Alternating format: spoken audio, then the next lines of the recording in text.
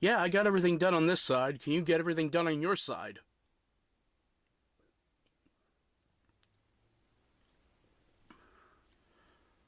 Okay. You'll call me next week? Okay, good. Thank you. Bye bye. Hi, I'm Brian, and I'm a game show junkie. I was just trying to close a deal for my company. You know, deals are as part of American culture as apple pie and baseball. Whether you're a buyer or a seller, deals have a knack for getting people excited. Game show host and producer Monty Hall knew this too, which is why he made deal making the forefront of his most popular creation, Let's Make a Deal.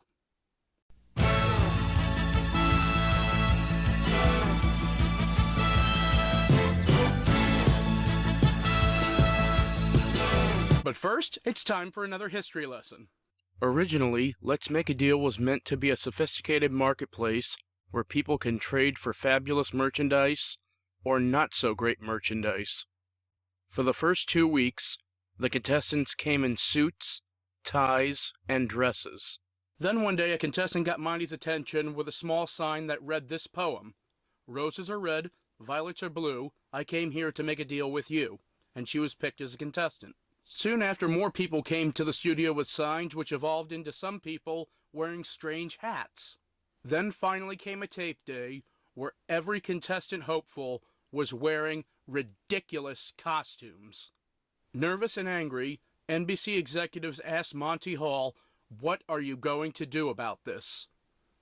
And Monty replied with the most brilliant answer ever: "We are going to let them in." An innocent game about making the best deal possible turned into a Halloween party that's been going on for 6 decades. This review will focus mostly on the 1984 to 1986 version. Now, with all that history out of the way, let's make a deal!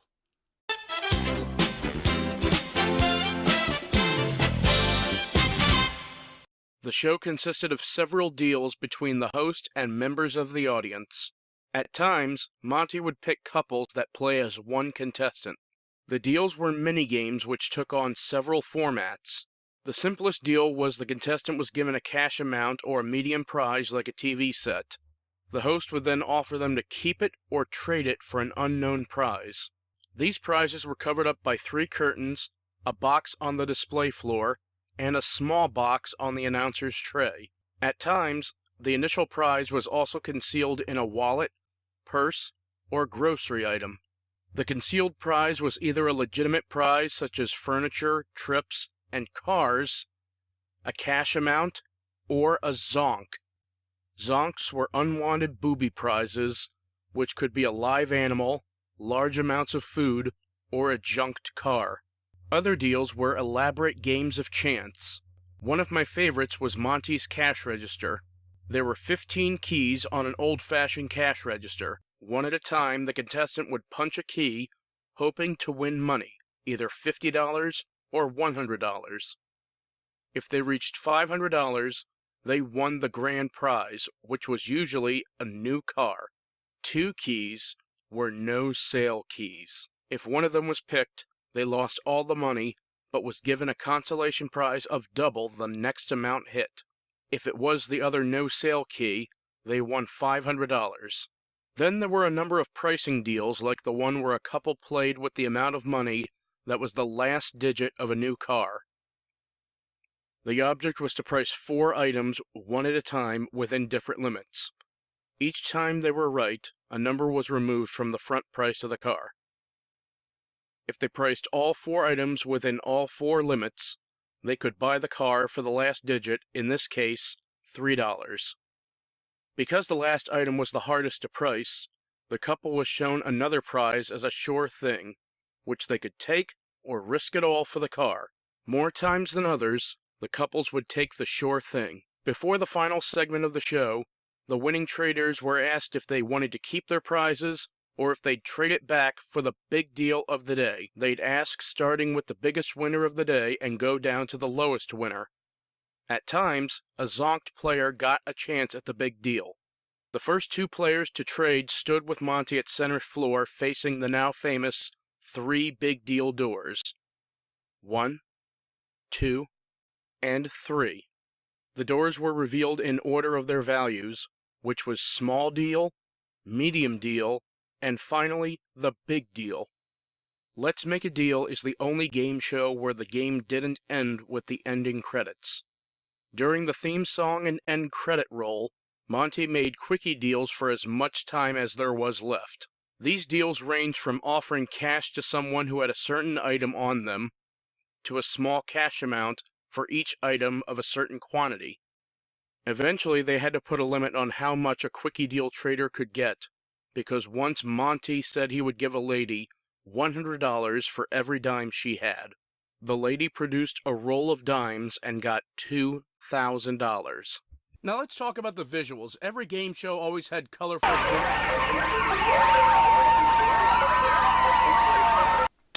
Oh my gosh! I almost forgot to talk about door number 4!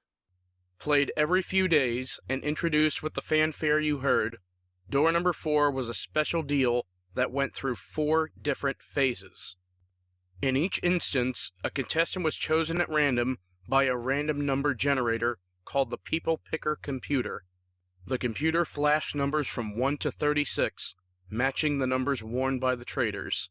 The first version had a hidden amount of money from $1 to $5,000.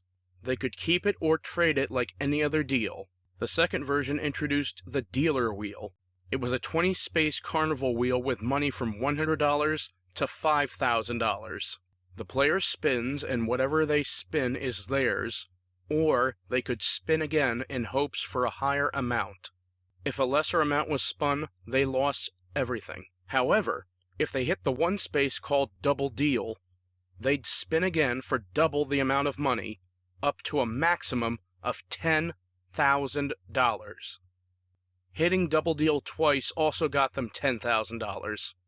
The third version had the wheel changed to money from $100 to $3,000 and 2 spaces where they could win a new car. They could take $750 or risk it by spinning. In the final version, the wheel was increased to amounts from $100 to $4,000, and the initial amount was a check for $1,000. In these last 2 versions, there were also 2 spaces that read Zonk. If they landed on that, they won a consolation prize of a t-shirt saying, "I was zonked by Monty Hall on Let's Make a Deal."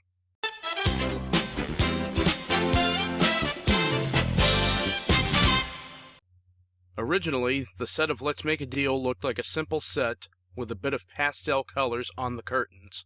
In fact, it looked so basic, it could be probably replicated in a Las Vegas theater. We bring you the Marketplace of America, Let's Make a Deal, starring Monty Hall. Oh wait, that's been done. But Ray Clausen, Molly Joseph, and Bob Rappaport made the new Let's Make a Deal incredibly colorful. The 3 doors and curtains were giving distinct colors. Number 1 was yellow and orange. Today is a yellow-orange day. Number 2 was purple, and number 3 was blue and pink. Also, the pricing deals were giving an update too. Instead of a card, the prices were on a Trilon with X's showing until it's flipped to show the price. An interesting note is Let's Make a Deal was the last game show to display a $500 bill and a $1,000 bill. Around the time the show was canceled, the government ceased circulation of those bills. But the most important visual was the display of the Big Deal total. After the Big Deal was revealed and described, the total of the Big Deal appears on the screen in big digits, showing this is no ordinary deal like anything else or the other 2 doors. It's the Big Deal.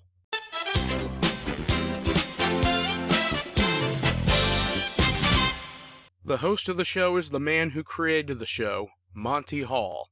After his successful run of Video Village and Video Village Jr., among other shows, Monty and his partner Stephen Hados created a show that would evolve into the biggest success story in television history. There were a few lines of script he had to fill in, but in every deal, Monty ad-libbed everything.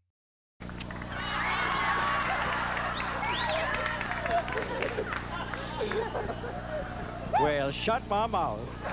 And I did. I got news for you. I got a message for you. Here, that's the message for you. No doubt in keeping with his costume of being the housewife, he kissed me, which was very nice. And if he does it again, right to the moon.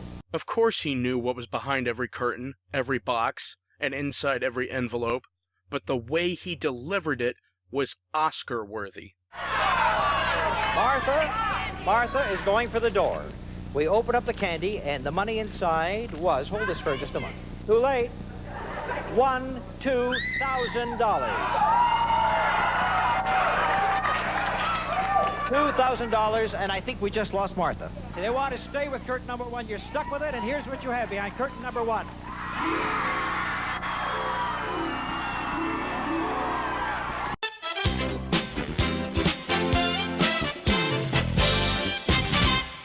The original theme was a simple piano organ theme that could be played at a ballpark. I guess that went with the simplicity of the original version. But now it's back and better than ever, so it's time for a fresh new theme song. Todd Thicke and Sheldon Allman were up to the challenge, and they delivered.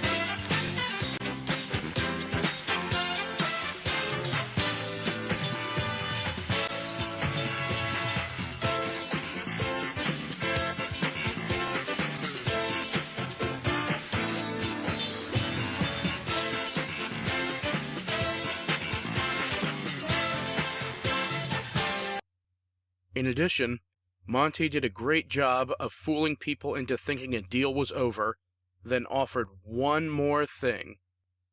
Because of this, a piece was composed to let the home audience know a deal was definitely over.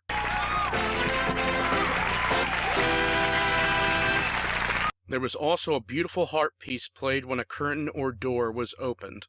And what I have behind curtain number 2 is this card.